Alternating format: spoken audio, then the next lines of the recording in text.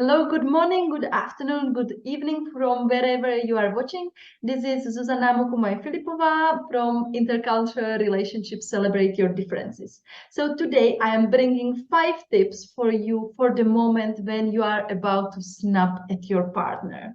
I think we all know the situation when you are about to explode and you feel like you want to throw a plate or you want to throw up, you want to run to your room, lock yourself there for 5 days and never to talk to him again. Or maybe you're thinking about packing your bags because you have been over this issue so many times and nothing is still happening.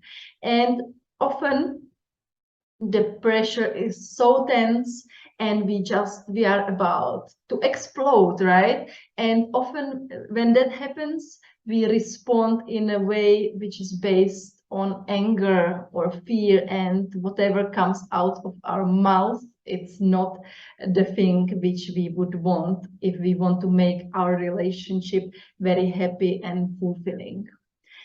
It's inevitable, we will have conflicts. Everybody has conflicts and it's normal, so we better deal how to go about them. So here, the 5 tips I want to share are for the moment when you feel like you are about to explode and you are about to say something terrible, which you already know in your head it's not fair, or it will hurt the relationship further, or it will even fuel the argument. So here are 5 ways how you can respond based on love. And maybe you are wondering like how to respond on love when you are in the middle of argument. I'm not talking of suddenly pretending there is no conflict and smiling and just deleting all the situation. Emotions, positive emotions are a huge spectrum of things. It's not just being happy and smiling. It's also being calm, being confident, knowing that you will figure it out. Generally, all the emotions which make you feel better. They don't create this terrible feeling when you are angry or you are scared. So these are the emotions I'm talking about, and these 5 ways will help you how to get into that space instead of that space coming from anger and fear and creating all the negative emotions which will only fuel the argument. So the first one is be curious. Imagine you are traveling, you are on a trip in a completely different country than yours, and you see this lady doing something and you cannot understand what she's doing. It looks like what she's doing there just on the street, like, is she crazy? So if you are traveling, most likely you won't go to this lady and start telling her that she's crazy, what she's doing, why she's doing that your way of living life is so much better. You will go to her and start asking questions. You will be curious what she's doing, trying to understand what is behind her strange behavior. And you will talk to her, or maybe you will talk to other people, trying to understand what is going on, right? So let's do the same when we are in the middle of the conflict with our partner. When we are arguing about something, or we are not talking to each other, let's try to understand what is behind it, from his side and also from our side. I find this really powerful also to question ourselves, like, why am I reacting in this way? Why is it triggering me so much? Why it drives me crazy? Like, it's just a small thing. Maybe the TV was switched on and it just drove me crazy. So the example can be what I can think of quickly. For example, the TV. Let's say that the argument was about TV being constantly switched on. So when you dig deeper, maybe you find out that TV for your partner is a symbol of a warm home. That's how his parents used to be when they finally got a house together. They bought the TV because it was symbolizing home and a family. Meanwhile, for you, switched on TV means that your parents were watching some shows and they were not giving you any attention, and that's why it triggers you so much. So the number 1 tip is be curious, go deeper, try to understand what is going on for him and for you. The second tip is to be compassionate, have the empathy for the other one. And here what really helps me is imagine that there is not an adult in front of you, but it's a maybe 2-year-old baby. You can, if you don't like babies, or if this imagination doesn't help, maybe think of your favorite pet.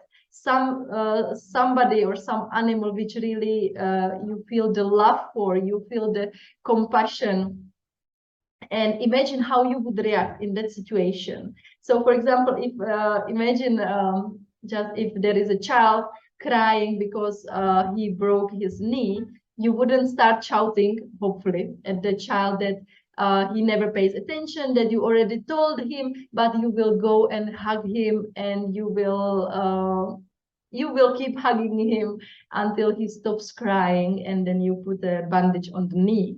So that's the same what we should be doing in the conflict. Like imagine that there is a real being, innocent, beautiful, loving being in front of us. And it's not that he or she decided that, oh, today I'm going to have argument, I'm going to ruin the beautiful day. There is something behind what is happening, what I spoke in the number 1 tip. And let's feel the love, the compassion for the other one. Let's behave in a way that we would behave towards a child, or let's behave in a way we would like others to behave towards us. The first tip, what you can do when you are about to snap at your partner, is to see the bigger picture. I find this very interesting and kind of funny that when we are in the midst of argument, we feel like it's the biggest argument ever and that the world will crumble. But if we look back, just try it. Like try to think of past 5 or 10 years and the arguments you had with your current partner, or even the previous, or maybe with other people, your parents, your friends. How many arguments you will actually remember? I think there will be quite a low number, right? Because we all feel in the midst of situation that it's so important that it will affect the rest of our lives, but in reality, in most of the cases, we won't even remember it in 5-10 years, right? That isn't that crazy? Like we spend so much energy and negative emotions arguing about something which we can't even remember later on. So let's see the bigger picture. When we are in the midst of argument, let's see, like, is it really important?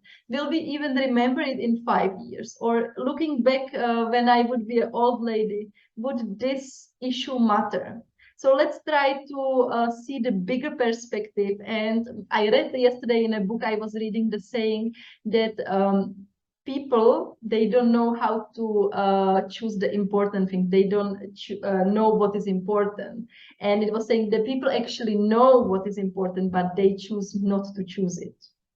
So my point here is we often feel that something is not that important, yet we still don't choose it. So choose the important things. Think of if it will really matter in a long run. Do you really want to sacrifice nice evening with your loved one for a whole night arguing? Is that worth it?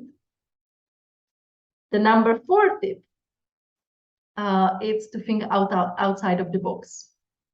We tend to think in black and white terms. If we have this huge argument, it's either we figure it out now or we just break up.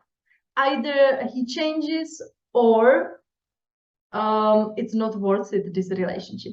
We think in these big opposites, and we forget that often there are so many options in between. It's just that we don't see them, right? Imagine if you are in a cow field and you step in a cow dung. You only see the shoe dirty from the cow dung. You don't see the beautiful sun. You don't see the blue sky. You don't see the beautiful flowers. We kind of narrow down and we just see the problem we are right in, but we don't see the things around. So like scientists, right? Like when they need to find a solution to something, they fail hundreds, thousand times. Like we have so many examples of that. So if you have a trouble which keeps coming back, if you have a same argument with your partner, try to think outside of the box and maybe find some new solution which you never thought about. So number 5, the last tip which can save you from snapping at your partner is focus and act. This power is about knowing what is really important and acting on it. So a thing in that moment, like think of what is important, what is the one action you should take right now, and then do it. Often we know what is the right thing, but we let our voices in our head to talk us out of it, and we don't do it because maybe we don't have confidence, we are scared, we won't think it will work. So if you know that one thing which is important, just go and do it. Overcome your pride, overcome your ego. And if you are arguing in the kitchen and you are holding the plate, you want to throw it at your partner, you know that the one thing you need to do is to say, my ego, I don't want you here. I don't want to be winning the argument, and go over and kiss him. So really, we often know what is it, but our ego is so strong that we don't want to do it. So just focus and act. So this is all for today. I would really love that you try this. It can be a bit hard. It needs practice. Sometimes you manage it wonderfully. Sometimes it doesn't work out. You still snap. But these 5 things really help me. And if you know me a bit, like, I really share what works for me and what works for my clients. So give it a try. I would love to hear about it in the comments. Just let me know if you tried some of it. And just to sum it up, 5 things that can help you to not snap at your partner. Be curious, be compassionate, see the bigger picture, think outside of the box, and focus and act. And if you love this and you would like to go deeper, especially on the side of how these strategies, how you can implement them in real life, how you can really stop snapping at your partner, how you can really stop feeling terrible and those days when you are just full of negative emotions instead of enjoying the moment with your loved one. You are most welcome to join my free mini course, which will be happening the first week in September. I will put the link under the video so you can grab your free seat now. And here we will go in detail on how to make this part of our everyday life, how to build the most loving and fulfilling relationship you can have. Because this is something you can learn. It's a skill. That's the good news, that we can all learn it, and I know it with myself. I was not throwing plates, but I remember some point I even wanted to throw, I think, a book at my partner. I did not know how to react in this way because nobody taught me. So just join me for the workshop. We will go deeper, and you will see like how it can really change your life, how it can make your days more positive, how you can stay more calm, positive, and focused, and have the best relationship you can have. Because it's possible. If it was possible for me, it's possible for you, and you deserve it. So have a wonderful day. I love talking to you, and let me know in the comments if you tried some of these 5 strategies.